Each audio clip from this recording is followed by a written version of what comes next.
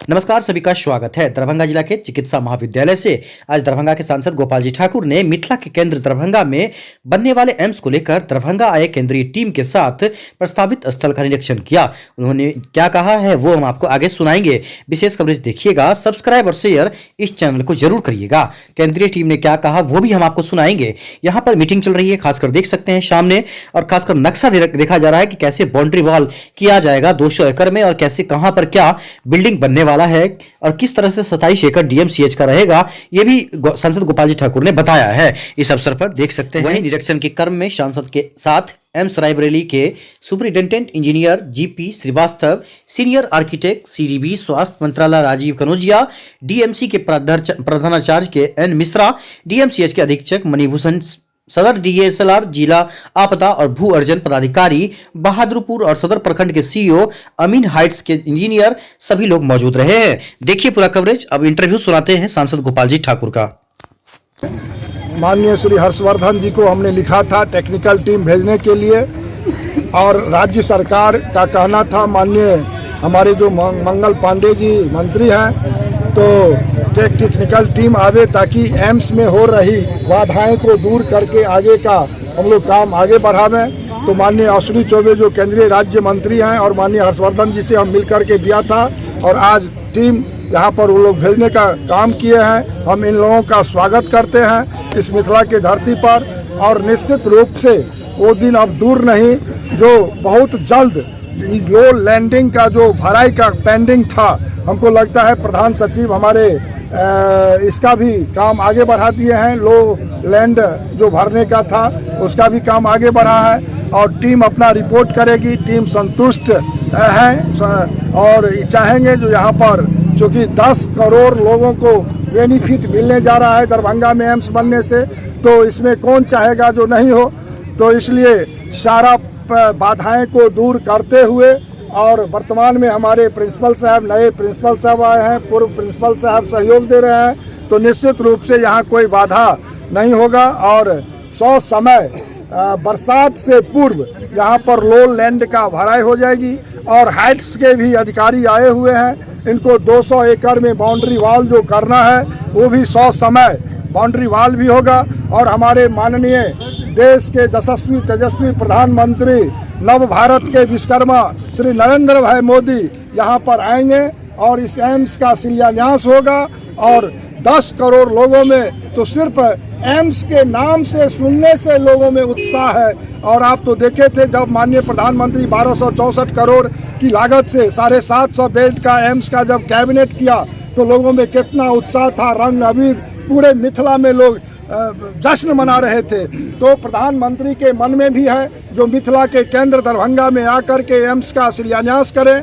अब हमको लगता है वो दिन दूर नहीं जो जून से पहले यहाँ पर मिट्टी का काम, बाउंड्री वॉल का काम, और जो तकनीकी असुविधाएं हो रही है, राज्य सरकार और जिला के प्रशासन सारे बाधाओं को दूर करेगी। और आने वाला समय में स्वास्थ्य सेवाएं में अस्पताल भी दिए हैं, वो भी ओपीडी उसका भी शुभारंभ हो जाएगा, और इसका भी शिलान्यास हो जाएगा। और आगे हवाई अड्डा माननीय प्रधानमंत्री जी से हम आग्रह करेंगे विधिवत उसका भी उद्घाटन हो जाए। उसका भी अभी प्लानिंग से टीम हम मंगवाए थे, और उसका भी 78 एकड़ का गया है नया प्रस्ताव, और 2 एकड़ में टर्मिनल बिल्डिंग जो छोटा पड़ रहा है उसके लिए भी समाधान हो रहा है। तो वहाँ भी हवाई अड्डा में जो सारी सुविधाएं होनी चाहिए उसमें भी लगे हुए हैं। और अभी तो तुरंत आप लोगों को छोड़ने के बाद जा रहे हैं रेल के हमारे जीएम और डीआरएम आ रहे हैं। यहाँ आपको पता ही है 265 करोड़ रुपया भारत सरकार दिए है। 9.5 किलोमीटर में हमको बाईपास बनाना है, और सीसो और रानीपुर के बीच में नया रेल स्टेशन भी निर्माण कराना है, और बहुत सारे विषय रेलवे में भी लगे हुए हैं। तो आप लोग सहयोग करें, सारे मीडिया के लोग यहाँ पर सहयोग दे ही रहे हैं, पूरा सहयोग करें। प्रशासनिक अधिकारी सारे हमारे सहयोग कर रहे हैं। निश्चित रूप से एम्स का निर्माण 100 समय 2024 में बन के तैयार हो जाएगा। और कोई तिथि निर्धारित है? नहीं, अभी कोई समय निर्धारित नहीं है। माननीय प्रधानमंत्री जी से मैंने आग्रह किया जो आप कहाँ से आए सर हैं? जी को बहुत धन्यवाद हमारे इस सबके सहयोग करने के लिए, अपना कीमती समय निकाल के हमारे साथ यहाँ पे आने के लिए। अभी हम ये जगह को देख रहे हैं, शाम को यहाँ के जो जिलाधिकारी हैं उनसे बातचीत करेंगे आगे फर्दर, और उसके बाद चीज़ें और डिसाइड की जाएंगी। सर कोई दिशा निर्देश से लेके आए हैं सर वहाँ से मुख्यालय से? अभी ये दिशा निर्देश यही है कि यहाँ पर इसको कैसे करना है, आगे काम कैसे बढ़ाना है, वही चीज़ देखने के लिए आए हैं। शुरुआत कैसे की जाए, वही सब पॉसिबिलिटीज देखने के लिए आए हैं। किन विषयों पर चर्चा की गई सर? हाँ जी, किन विषयों पर चर्चा की गई आज? किन विषयों एम्स का जो निर्माण होगा उसमें किन विषयों पर चर्चा की गई? अभी हम बेसिकली साइट पर ही घूम रहे हैं, जो साइट पे जो हमारा जितना एरिया डिमार्क किया गया है उसी को देख रहे हैं, उसको देख के कहाँ कहाँ फिलिंग है, किस किस तरह से आगे स्टेप बढ़ाने हैं, उन स्टेप पे विचार विमर्श करके अब रिपोर्ट हम मंत्रालय में पेश करेंगे। उसके मंत्रालय अपना डिसीजन लेगा कि काम कैसे बढ़ाना है। सर प्रथम स्टेप अभी बाउंड्री वॉल का सैंक्शन प्री इन्वेस्टमेंट एक्टिविटीज हमें स्टार्ट करने की बात चल रही है, जिसमें बाउंड्री वॉल वगैरह बनाना है, वो सब चीज़ें की बात है। तो जैसे जैसे हमको यहाँ पर फीलिंग का जो राज्य सरकार है वो फीलिंग करके हमको लैंड क्लियर करके देती जाएगी, उस हिसाब से यहाँ पर जो प्री इन्वेस्टमेंट की जो एक्टिविटीज़ है वो शुरुआत हो जाएगी, जिसमें बाउंड्री वॉल वगैरह बनाना है, सॉइल इंस्पेक्शन है, वाटर है, सब बाकी चीज़ें सर्वे वगैरह है, वो सब चीज़ें साथ साथ शुरू हो जाएंगी। जैसे जैसे हमको राज्य सरकार से यहाँ से जो चीज़ें टूटनी है, साइट क्लियर करनी है, वो सब चीज़ें हमें मिलती जाएंगी और हम इस चीज़ को आगे बढ़ाते हैं। नाम बताया जाए सर? हम 2 लोग दिल्ली से आए हैं, मेरा नाम राजीव कनौजिया है और मेरे साथी हैं श्रीवास्तव जी।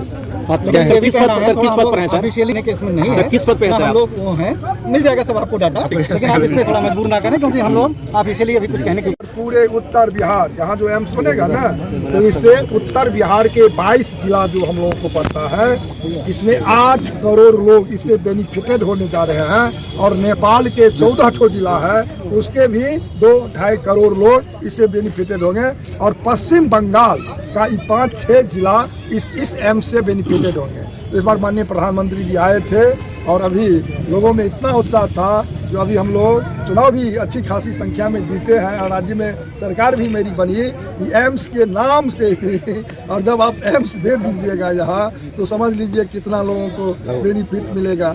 तो इस एम्स से काफ़ी 10 करोड़ से अधिक लोग बेनिफिटेड होंगे। ये जो ज़मीन जिस परिसर में आप खड़े हैं, यह 277 एकड़ की भूमि है। कितना है? 277, जिसमें 50 एकड़ भूमि लोगों के द्वारा या अन्य संस्थान के द्वारा अतिक्रमण हो चुका है। तब इसके पास में बच गया 227। तो 27 में माननीय मुख्यमंत्री श्री नीतीश कुमार जी DMCH के लिए छोड़ दिए और 200 एकड़ भारत सरकार माननीय नरेंद्र मोदी जी को समर्पित कर दिए। और बिहार में 15 ईस्वी में प्रधानमंत्री जी का था जो एक एम्स हम देंगे, तो 15, 16, 17, 18, 19, 20, अब 21 में हम लोग खड़े हैं। तो इसमें जितना बिल्डिंग है, ये सब बिल्डिंग 80-90 वर्ष पुराना बिल्डिंग सब है, और उसमें ऐसा नहीं है जो कोई प्राइवेट व्यक्ति रह रहे हैं, सो नहीं है।